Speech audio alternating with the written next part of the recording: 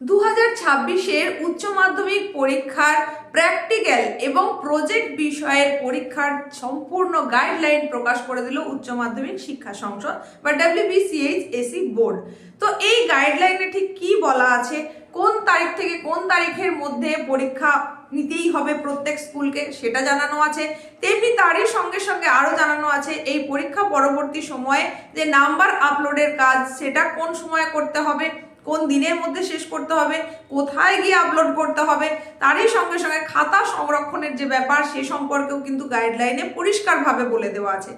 যারা সেমিস্টার পদ্ধতিতে পরীক্ষা দিচ্ছে তাদের প্র্যাকটিক্যাল পরীক্ষার বিষয়ে যেমন জানানো আছে, তেমনি পুরানো পদ্ধতিতে যারা পরীক্ষা দেবে তাদের জন্য তাদের যে প্র্যাকটিক্যাল বিষয়গুলো রয়েছে তাদের ক্ষেত্রে কি করতে হবে সমস্ত আপডেট আকারে কিন্তু ওই গাইডলাইনে সম্পূর্ণভাবে জানানো হয়েছে। তো মনোযোগ সহকারে শুনে নাও এবং বুঝে নাও, তোমরা যারা সেমিস্টার পদ্ধতিতে পরীক্ষা দেবে এবং যারা পুরনো পদ্ধতিতে পরীক্ষা দেবে তোমাদের প্রত্যেকের জন্যই প্র্যাকটিক্যাল বিষয়ে কি গাইডলাইন উঠে আসছে।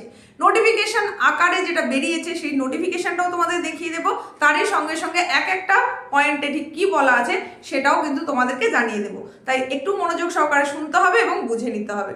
এই হচ্ছে সেই নোটিফিকেশন যেটা তোমরা দেখতেই পাচ্ছ, একেবারে যে ডেটে এটা প্রকাশ হয়েছে সেটাও তোমরা দেখতে পাচ্ছ।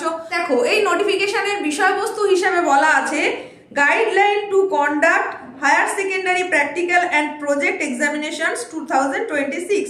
সুতরাং যে বিষয়টার কথা আমি বলছিলাম সেটাই উল্লেখ রয়েছে। 14টা পয়েন্ট এখানে বলা রয়েছে, সেখানে কাদের বিষয়ে কি রয়েছে সেটাই এবার জেনে নাও একে একে। Higher secondary practical and project examination under semester and old yearly system 2026 will commence from, দেখো এখানে ডেটটা উল্লেখ করে দেওয়া হয়েছে 2রা মার্চ থেকে 23শে মার্চের মধ্যে কিন্তু এটা কমপ্লিট করে নিতে হবে প্রজেক্টের পরীক্ষা এবং প্র্যাকটিক্যাল পরীক্ষা। এই দুটো পরীক্ষায় কিন্তু 2 তারিখ থেকে 2রা মার্চ থেকে 23শে মার্চের মধ্যে কমপ্লিট করতে হবে 1 নম্বর পয়েন্টে, সেটাই বলা হলো। নেক্সট পয়েন্টে যেটা বলা আছে institutions will conduct the practical examinations of their enrolled students in all practical based subjects including MUSC and PhED, HPED by the respective existing subject teachers permanent or contractual as the case may be। তাহলে এখানে বলা হলো যে সমস্ত institute যাদের প্রতিষ্ঠানগুলো তাদের নথিভুক্ত করা যে শিক্ষার্থীরা রয়েছে তাদের পরীক্ষা নিয়ে নেবে সংশ্লিষ্ট বিদ্যমান বিষয়ের যে শিক্ষকরা রয়েছে, মানে সাবজেক্ট টিচাররা, সেটা স্থায়ী হতে পারে বা চুক্তিভিত্তিক দ্বারা হতে পারে, তাদের দ্বারা কিন্তু এটা নিয়ে নিতে হবে। এরপরে 3 নম্বরে যেটা উঠে আসছে, আমি শুধু তর্জমা করে দিচ্ছি, বাংলাটা দেখে নাও। এখানে বলা হচ্ছে স্ট্যাটিস্টিক্স বিষয়ে যে প্র্যাকটিক্যাল পরীক্ষা সেটা হবে 6 মার্চ 2026 শুক্রবার দুপুর 12টা থেকে 3টে পর্যন্ত, এটা বলা হলো।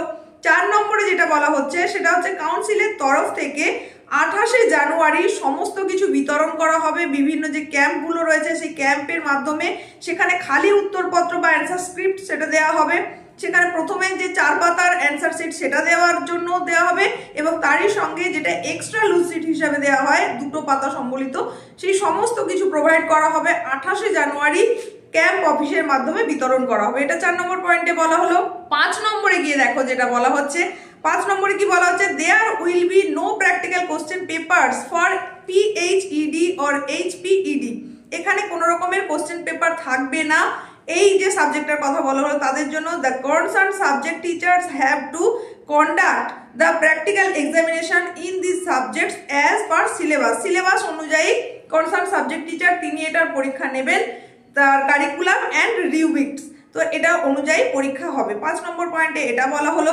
এরপর আমরা চলে যাচ্ছি 6 নম্বর পয়েন্ট। 6 নম্বর পয়েন্টে যেটা বলছে তার বাংলাটা দাঁড়াচ্ছে এরকমই যে যদি কোনো বিদ্যালয়ের যে সাবজেক্ট টিচার যদি না থাকে তাহলে কি করা হবে, তাহলে পার্শ্ববর্তী যে কোনো বিদ্যালয় থেকে শিক্ষক শিক্ষিকা নিয়ে আসতে হবে। সেটা প্রজেক্ট বা প্র্যাকটিক্যাল যে কোনো কিছুর জন্যই নিয়োগ করা যেতে পারে। তবে এই বিষয়ে কি করতে হবে, আঞ্চলিক যে কার্যালয় রয়েছে রিজিওনাল যে অফিস সেখান থেকে অনুমতি নিতে হবে এবং সংশ্লিষ্ট যে প্রতিষ্ঠান তার শিক্ষকেরও অনুমতি নিতে হবে। যে স্কুল থেকে নেওয়া হচ্ছে টিচার সেখানকার প্রধান শিক্ষকের যে কোনো রকম আপত্তি নেই সেই রকম একটা কনসার্ন লেটার কিন্তু নিতে হবে, এটা জানানো হলো। এরপরে দেখো 7 নম্বর পয়েন্টে যেটা বলা হচ্ছে, 7 নম্বর পয়েন্টে হচ্ছে কি ওল্ড সিলেবাসে যারা পরীক্ষা দেবে, এখানে তাদের কথা বলা হচ্ছে।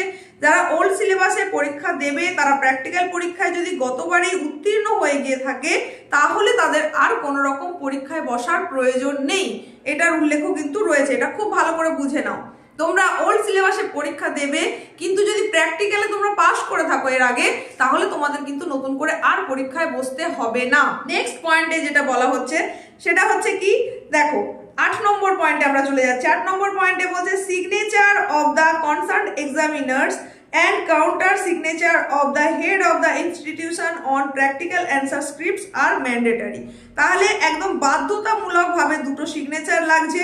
সেই দুটো সিগনেচার কি কাদের কাদের না, যিনি পরীক্ষক সেই পরীক্ষকের স্বাক্ষরও লাগবে, তার সঙ্গে সঙ্গে প্রতিষ্ঠান প্রধানেরও কিন্তু স্বাক্ষর বাধ্যতামূলক। এটা বলা হলো।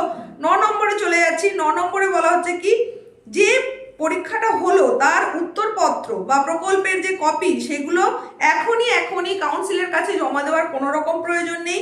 সেগুলো নির্দেশ না আসা পর্যন্ত, নেক্সট নির্দেশ না আসা পর্যন্ত সেগুলোকে সংরক্ষণ করে রাখতে হবে। শিক্ষার্থীদের রোল নম্বর, রেজিস্ট্রেশন নম্বর অনুযায়ী সুন্দর করে সংরক্ষণ করে রাখতে হবে। তারপর যদি কাউন্সিল জানায় তাহলে তারা সেই উত্তরপত্রটা কালেক্ট করবে, এটা জানিয়ে দেওয়া হলো।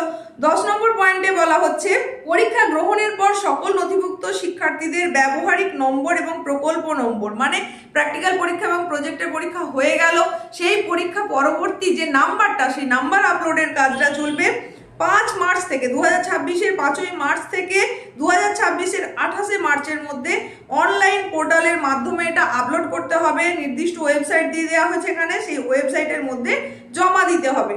এটাও নিশ্চয়ই তোমরা বুঝতে পেরেছো। নেক্সট যেটা 11 নম্বরে বলছে যে এই যে প্র্যাকটিক্যাল এবং প্রজেক্ট সেই নম্বরের যে হার্ড কপি সেগুলো কাউন্সিলে আপাতত জমা দিতে হবে না, সেটা বলে দেওয়া হলো। 12 নম্বর পয়েন্টে বলা হচ্ছে যে ইনস্টিটিউশনের হেড যিনি এবং পরীক্ষকের যে ব্যবহারিক মানে প্র্যাকটিক্যাল এবং প্রজেক্টের নম্বর অনলাইনে আপলোড করার সময় খুব ভাবে সতর্ক থাকতে হবে যাতে কোনো রকম ভুল ত্রুটি না হয়ে যায়।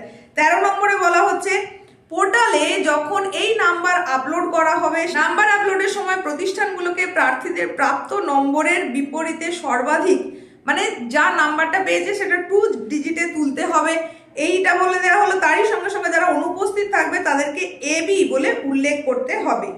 তো এরপরে লাস্ট যে পয়েন্টটা আছে সেটা দেখো, সেখানে বলছে যে যে কোনো প্রশ্নের জন্য, মানে এই যে নোটিফিকেশনটা জারি হয়েছে, বিজ্ঞপ্তিটা প্রকাশ হয়েছে, এরপরেও যদি কোনো প্রশ্ন থেকে থাকে তাহলে সেই প্রশ্নের জন্য প্রতিষ্ঠান প্রধানরা, ইনস্টিটিউশন হেড যিনি, তিনি কি করবেন, অফিস চলাকালীন সময়ে কাউন্সিলের যে সংশ্লিষ্ট আঞ্চলিক কার্যালয় বা রিজিওনাল অফিস সেখানে যোগাযোগ করতে পারবেন। তাহলে নিশ্চয়ই এখন তোমাদের কাছে সম্পূর্ণটা ক্লিয়ার হয়ে গেল। তোমাদের অনেকের অনেক রকম প্রশ্ন ছিল এই প্র্যাকটিক্যাল এবং প্রজেক্ট নিয়ে।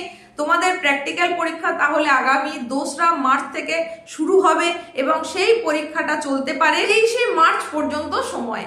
এই 2রা মার্চ থেকে 23শে মার্চের মধ্যে তোমার স্কুল ঠিক কবে পরীক্ষা নেবে, কোন বিষয়ের, সেটা স্কুল ঠিক করে নিতে পারবে। তো এর বাইরে গিয়ে কিন্তু কোনো স্কুল পরীক্ষা নিতে পারবে না, মানে 23শে মার্চের পরে আর কোনোভাবেই কোনো স্কুল প্র্যাকটিক্যাল বা প্রজেক্ট নিতে পারবে না। আশা করছি তোমরা তোমাদের প্রশ্নের উত্তর পেয়েছো। প্র্যাকটিক্যাল যাদের রয়েছে, যে যে প্র্যাকটিক্যাল সাবজেক্ট রয়েছে, সেখানে সংশ্লিষ্ট যে তোমাদের টিচার রয়েছেন তার কাছ থেকে জেনে নেবে কি কি তোমাদেরকে ভালো করে প্র্যাকটিস করতে হবে। খাতা তোমাদের যদি এখনো বানানো না হয়ে গিয়ে থাকে তাহলে অতি অবশ্যই খাতাটাকে ঠিক করে রেডি করতে হবে, কারণ খাতার ওপরে, খাতার যে লেখা তার ওপর ভিত্তি করে একটা ভাইভা হবে, তার উপর আলাদা মার্কস রয়েছে, সুতরাং খাতাটা অতি অবশ্যই ভালো করে বানাবে। তো এই আপডেটটা তোমাদেরকে জানিয়ে দিলাম। যদি তোমার কার্যকরী মনে হয়, ভালো লাগে, লাইক করো, বন্ধুদের মধ্যে শেয়ার করে দাও প্রচুর পরিমাণে। আর উপস্থাপনায় যদি তুমি আজকে প্রথম এসে থাকো তাহলে এখনই চ্যানেলটাকে সাবস্ক্রাইব করো, পাশে থাকা নোটিফিকেশন বেল আইকনটাকে অল করে দাও এই রকমই আপডেটেড তথ্য পেতে। আজকের মতো এখানেই শেষ করছি।